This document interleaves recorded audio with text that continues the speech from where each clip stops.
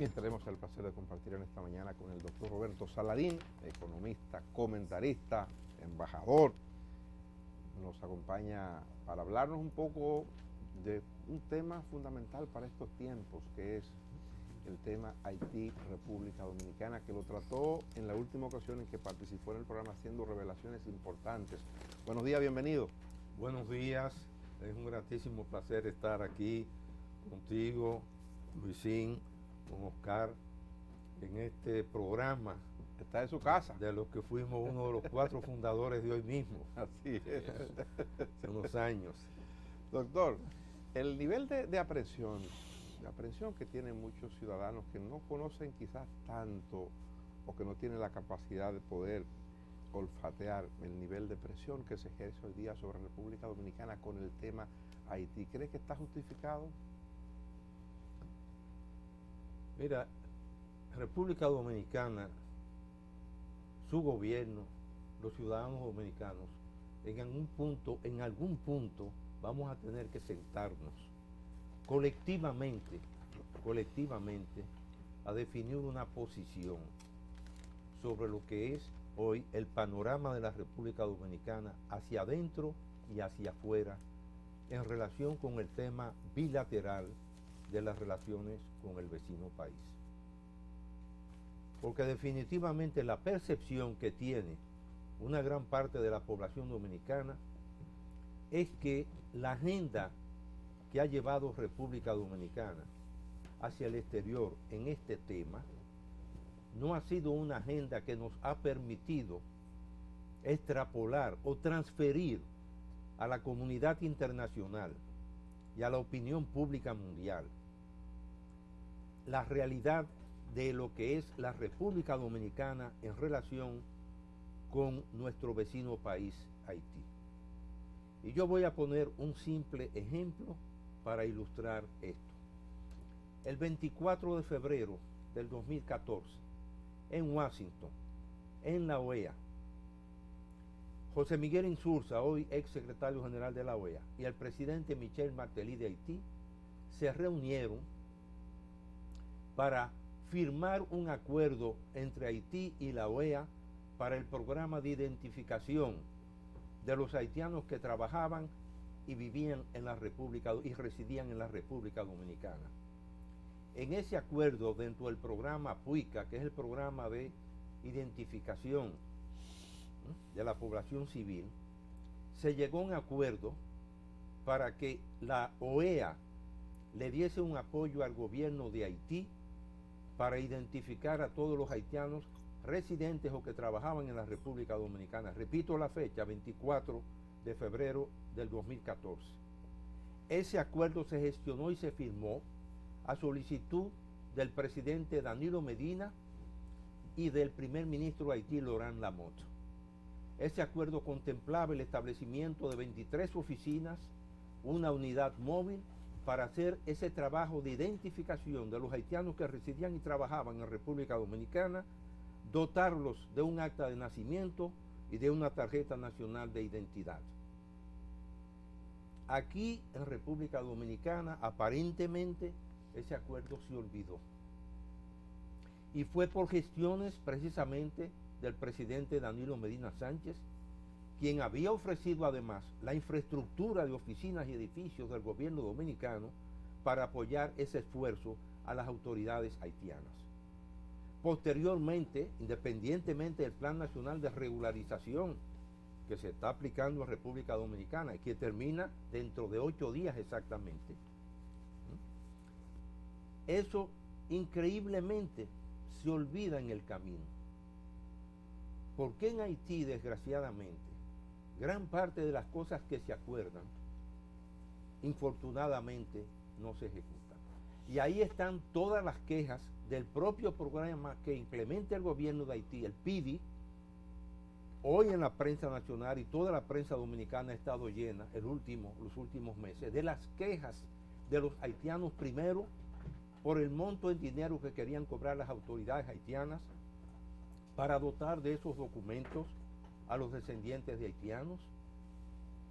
Y cito ese caso porque es uno entre tantos en que lamentablemente muchas veces nosotros no hemos informado debidamente a la comunidad internacional.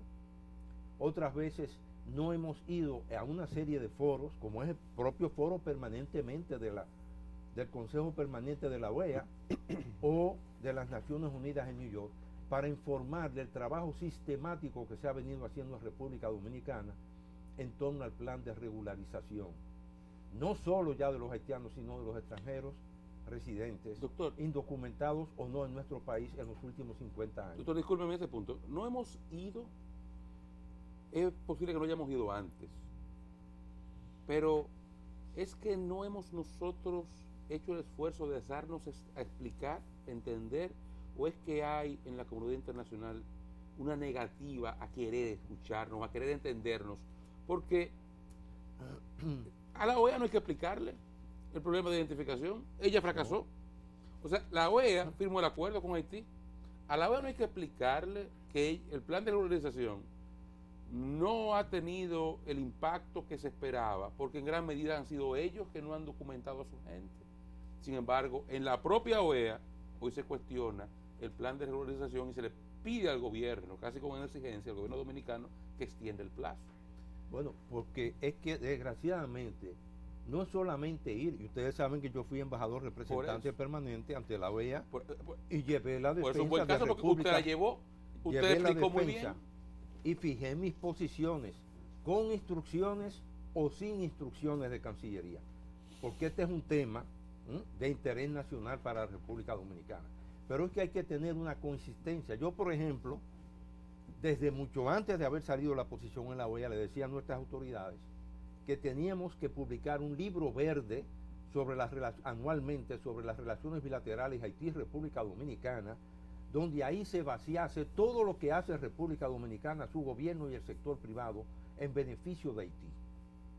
Y lo he pedido reiteradamente. Lo publiqué inclusive en un artículo después de una charla, una conferencia que yo di. En la misma forma que le sugerí, como ustedes recordarán, al propio expresidente Leonel Fernández Reina, que después de la reunión de Punta Cana, que fue un evento de trascendencia internacional, en la cual se analizaron con la participación desde el presidente del Banco Interamericano de Desarrollo, Bill Clinton, el expresidente Fernández, toda la comunidad internacional, la vicepresidenta de España, se hizo un libro que pesa casi 9 libras, a sugerencia mía, recogiendo todas las ponencias y posiciones que ahí se plantearon para la reconstrucción de Haití y el programa de inversiones de los 10.000 millones de dólares que se plantearon, de lo que ofrecieron y de esos compromisos. Y allá están hoy las declaraciones del propio presidente Martelly diciendo, cuando él fue en su primer viaje a España, que en Haití se habían invertido ya 2.000 millones de dólares y él no podía identificar un solo proyecto en que se hubiesen invertido esos 2.000 millones de dólares. Pero hay una parte que hay que documentarla por escrito permanentemente. No es solamente que fue una comisión al Consejo Permanente de la OEA a exponer en un momento de crisis lo que estaba ocurriendo en República Dominicana. Es que este es un tema ya de carácter permanente y hay que llevarlo a todos y cada uno de los foros. Por ejemplo, en el caso de la región del Caribe, después que el primer ministro de San Vicente en las Granadinas hizo aquellos pronunciamientos, los cuales respondió enérgicamente el propio presidente Danilo Medina en La Habana, Cuba. Hemos enviado nosotros, después de ese incidente, una misión comercial, independientemente de que fuese el propio señor presidente de la República o el canciller, a todas las islas del Caribe, a hacer un recorrido, dándolas todas las informaciones de cómo estamos manejando este tema, a diferencia de otros países. Y yo voy a poner aquí otro ejemplo. Perdóneme, déjeme brindarle una taza de café Santo Domingo en este momento, para que no se vaya a enfriar. Así es. Bienvenido sea. Ahí está. Mientras los países de la Unión Europea, ahora que se celebra la cumbre CELAC, la Comunidad de Estados Latinoamericanos y del Caribe en Bruselas, hoy y mañana, Muchas gracias, se reúnen para definir las políticas que van a adoptar frente a la migración de los países del África del Norte hacia los países de la Unión Europea, contemplando inclusive la destrucción de los barcos y botes en que se transportan esos inmigrantes. Inclusive Francesca Mogherini, que es la jefa de Relaciones Exteriores de la Unión Europea, tienen una reunión pautada para fines de junio para discutir ese tema. En operaciones militares. Inclusive ella fue la jefa de Relaciones Exteriores de la Unión Europea, fue a la ONU en New York a buscar el apoyo del Consejo de Seguridad para proceder a la destrucción de esos botes y barcos. Gracias a Dios que tanto España como Rusia y la República Popular de China se opusieron y dijeron hay que tener mucho cuidado con la destrucción de esos botes y barcos. En la propia Italia, una parte ya de los funcionarios de los gobiernos regionales tienen una posición total de rechazo, mientras en República Dominicana, aquí cuando la Marina de Guerra atrapa un bote que va, y ayer hay un caso de ese tipo, un bote con haitianos, chinos, indios o pakistaníes, nosotros no hundimos esos botes, nosotros rescatamos esos inmigrantes y los trajimos de nuevo hacia la República Dominicana. Entonces, ya la primera víctima de esas presiones internacionales que se dan contra la República Dominicana, y por eso digo que aquí hay que hacer lo que nunca se ha hecho, ya cogiendo el eslogan del actual gobierno. La República Dominicana tiene que hablar de una manera firme. ¿Qué nos ha impedido eso? El gobierno va para 3 años el gobierno ya. Entonces, eso que usted dice, otros lo han dicho, ha hecho falta una defensa eficaz de la República Dominicana en el escenario internacional. Ha hecho falta eso que usted dice que no se ha hecho para las islas. Continua y permanentemente. Ahora mismo el canciller se reúne, Andrés Navarro se reúne con los embajadores de la República Dominicana en Europa. No es solo esta reunión. Ahora mismo, yo no sé, y yo me imagino que Dani, Luisín y Oscar y yo, no sabemos, después que su santidad el Papa hizo, frente a la visita de los obispos dominicanos, los pronunciamientos que hizo en torno a la función de la Iglesia de República Dominicana con relación a la población afrodescendiente de haitianos en nuestro país. Yo no sé si el embajador Víctor Grimaldi, mi amigo, ha hecho o no ha hecho un pronunciamiento en torno a esas palabras que pronunció su santidad del Papa, porque estamos hablando de un pueblo católico en su mayoría como la República Dominicana, donde se celebró la primera misa en el Nuevo Mundo también, y aparentemente, como lo han comentado varios medios de comunicación escritos, la prensa y a ustedes también, y aparentemente las informaciones sesgadas que recibió su santidad sobre este tema no fueron del todo, no reflejan la realidad, porque alguien debió de haberle informado a su santidad que mientras en las Bahamas un inmigrante haitiano tiene que andar con un pasaporte de las 24 horas del día para no ser deportado, en Canadá se ha fijado una política de expulsión de todo el que no se haya documentado y registrado en el Canadá, prohibiéndole regresar durante 4 años a ese país. En la República Dominicana hemos adoptado un plan de registro precisamente de los indocumentados, abierto, gratuito para todos los extranjeros residentes en nuestro país, independientemente de que abrimos el mercado laboral, como lo he dicho hasta la saciedad, en los últimos 50 años, intencionalmente, explícitamente o no, a la mano de obra haitiana. Y ahí, por supuesto, los empresarios dominicanos tienen una parte de su responsabilidad. Pero la realidad es que desinformaron a su santidad hacer un pronunciamiento de ese tipo. Gracias a Dios que ahí estaba nuestro cardenal Nicolás de Jesús López Rodríguez, que ha llevado la voz cantante con una posición firme sobre ese tema también. Y yo quiero recordar aquí un episodio histórico, aunque muchas veces a la gente no le gusta que uno recurra a la historia, porque esta historia tiene su historia, señores. Después que Petión le dio la ayuda que le dio a Bolívar, Bolívar no invitó a Haití a la conferencia anfictiónica en Panamá en 1822, y Bolívar le dio instrucciones expresas a los representantes de Colombia que no, si aún había una presencia de Haití, no se le diese un tratamiento de Estado precisamente a Haití. Estamos hablando de 1822, oiga bien, por el problema precisamente racial que creó Haití con su constitución de discriminación contra los blancos, porque la Constitución lo definía como ser negro es ser haitiano, y se lo prohibió. Y Petión le envió al embajador de Chapel, y le exigió entonces, precisamente, a Venezuela, a Colombia específicamente, que eran las gestiones que se hacían con el embajador de Colombia, para que Venezuela pagase a Petión la deuda contraída por las armas y los equipos que le había dado Petión a Bolívar para la independencia de América. Y Venezuela se vio obligada, y Colombia, a firmarle unas letras de cambio que se llevaron a Londres, con la que Petión volvió a comprar armas, etc.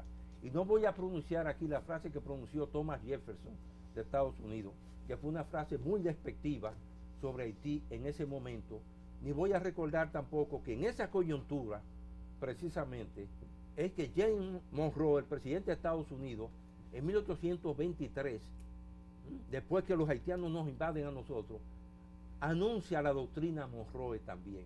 Es decir, esta historia tiene su historia. Y República Dominicana, que ha sido una nación pacífica, que nunca ha invadido Haití hasta el día de hoy, al contrario, fuimos invadidos por ellos en 1801, en 1805 y todo lo que siguió hasta 1856.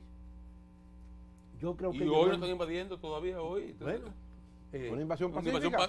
Di que pacífica, ya está lo pacífico, lo puedo quitar. no, es la invasión a la que hacía alusión el presidente de Argelia hace ya unas décadas, donde él decía que no había problema con Europa, que los vientres de las mujeres árabes eran las que iban a invadir Europa, como de hecho se ha dado la situación.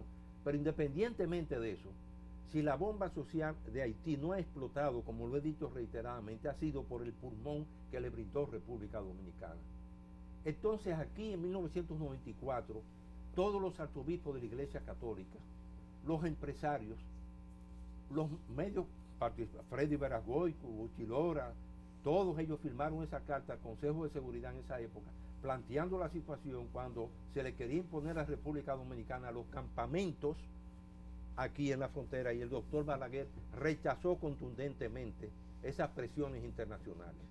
Hoy estamos en una situación parecida y se oye el coro de las lamentaciones de que no hayan deportaciones masivas y de que se respeten los derechos humanos. Pero bueno, señores, yo le solicité a nuestras autoridades en Cancillería y al gobierno, desde que surgió la candidatura del señor Luis Almagro, que es hoy el secretario general que se le invitase a venir a la República Dominicana, se le hiciese un recorrido por las provincias dominicanas para que él viese la presencia de la diáspora haitiana en nuestro país, a ver si todos esos vendedores de fruta que están en cada esquina haitianos y los 11.000 haitianos que trabajan en hoteles de la región este del país, si a esa gente se le están violando sus derechos humanos permanentemente en nuestro país, independientemente de los problemas de documentación de ellos con Haití, y número dos, de que nosotros aquí durante 50 años seguimos una política de laissez-faire, de laissez-passer, en torno a la presencia de extranjeros indocumentados, pero que hoy las autoridades actuales han emprendido un esfuerzo. Nunca antes en la historia se había tratado de institucionalizar definitivamente el tema migratorio en la República Dominicana. ¿Piensa usted, doctor, que frente a ese panorama que usted bien describe, la República Dominicana pierde la batalla? Yo no lo creo. Yo creo que aquí hay. Primero, a mí me sorprende que en la delegación que se designó para ir a esta cumbre de la CELAC, A Bruselas, no integraran al doctor Luis Ventura, quien trabaja en el Consejo Nacional, en el área del Consejo Nacional de Fronteras, en el propio Ministerio de Relaciones Exteriores. Yo hubiese integrado a esa delegación al doctor Luis Ventura, de la antigua Unión Nacionalista, como el arquitecto Paulín Espaillat también, Nanita. Los hubiese integrado, porque yo creo que ya hay que parar lo que es esta timidez, y hablar duro y claro en cada foro internacional. ¿Qué es lo que usted proyecta que nos puede pasar como país si el gobierno decide hacer lo que inevitablemente parece que tiene que hacer, que es iniciar después del 17 de este mes un proceso de deportación de los ciudadanos indocumentados? ¿Qué es lo que nos puede venir? Yo no sé, vamos a hablar de la Unión Europea, porque en esta cumbre de la CELAC, ¿verdad?, con la Unión Europea, hay 3 ejes de discusión. Uno es de carácter político, el primer eje, ¿no?, que tiene que ver con el diálogo político. Dentro de ese diálogo está el tema migración, ojo, o sea que por ahí van a venir posiblemente algunas discusiones relacionadas con este tema. Y por otra parte, temas vinculados a la cohesión social, etcétera, donde uno de los altos funcionarios de la Unión Europea le dice a los países de América Latina que nosotros no debemos de tener como modelo en cuanto a desarrollo, inclusión social y coherencia a los Estados Unidos de América ni a la República Popular de China. El segundo eje de ese diálogo tiene que ver con los acuerdos comerciales que tenemos en América Latina y también con la Unión Europea, donde nos beneficiamos del acceso preferencial, y todo el mundo sabe el volumen de comercio que hay entre América Latina y la Unión Europea. Y hay un tercer eje, que es la agenda global, que el diálogo que mantendremos con la Unión Europea en torno a los objetivos, ahora que terminan los objetivos de desarrollo del milenio, ODM, y también el tema de la agenda climática. Pero definitivamente, el tema es que se ha interpretado en una parte de la opinión pública nacional que son amenazas continuas que estamos recibiendo de parte, como lo dijera el ex representante de la OEA en Haití, Ricardo Saitenfus, de que los responsables de esa situación que hay en Haití son los Estados Unidos de América, Canadá y los países de la Unión Europea, porque ninguno de esos países le ha abierto las puertas de una manera organizada, mediante acuerdos de migración, a ese excedente de población de Haití que ya no tiene posibilidades de supervivencia en Haití debido precisamente a 200 años de tierra arrasada y deforestación. Por eso el mismo Petión ya, por el vínculo que estableció con Bolívar y con el general Manuel Piar, oigan esto, que esto es un episodio histórico que tiene que ver mucho con lo que dijeron después las propias Naciones Unidas en 1947, en un informe que pidió Haití. Petión le pidió al general Manuel Piar, que era el segundo militar de prestigio en Venezuela en las guerras de independencia, que Venezuela le cediese a Haití lo que eran los 74.000 kilómetros de la Guyana venezolana. Esa petición de Petión a Bolívar lamentablemente desencadenó una tragedia en Venezuela, porque Bolívar acusó de traición al general Manuel Piar, le hizo un juicio marcial, lo degradó y lo fusiló. En Venezuela se entendía que tanto Bolívar como el general Piar eran hermanastros, y por eso Bolívar, después que lo fusilan, dice: he derramado mi propia sangre. Fíjense la visión que tenía el propio Petión de que aquella población de esclavos que existía en Haití, de 600.000 más, no tenía posibilidades de supervivencia en un territorio agreste como es el de Haití. Y después en el 47, ese equipo intergubernamental que hizo una evaluación de lo que era la perspectiva de Haití, también decretó que el excedente de población había que sacarlo de Haití, porque Estados Unidos... 1947. 1947. ¿Y la población de Haití era cuánto en ese momento? Alrededor de 3 millones y pico. Y hoy son casi 11 millones. Y son casi 11 Allá, aquí hay como 1,5. Entonces yo creo que nosotros tenemos que un país deshabitado como el Canadá, Francia, y hay que saber la descortesía, y está bien que el sector oficial no pueda decirlo, pero lo digo yo como presidente de la Fundación Dominicana de Altos Estudios Internacionales, FUDAEI, la descortesía del presidente François Hollande de venir a Puente Pitre a inaugurar el Museo de la Esclavitud, donde estaba presente la embajadora de República Dominicana ante el gobierno francés y nuestro canciller, ir a Haití a una visita de 7 horas y no cruzar la frontera hacia República Dominicana, cuando Francia es la responsable de la tragedia de lo que fue esa masa de esclavos que vinieron a Haití. Doctor, y todo lo que ocurrió en ese país. tendremos que hacer un segundo programa. Pronto. Lo haremos con mucho gusto. Gracias por acompañarnos. Gracias al doctor Roberto Saladín. A ustedes las gracias por estar con nosotros hasta esta hora. Mañana estaremos de vuelta, como de costumbre, a las 5 de la madrugada.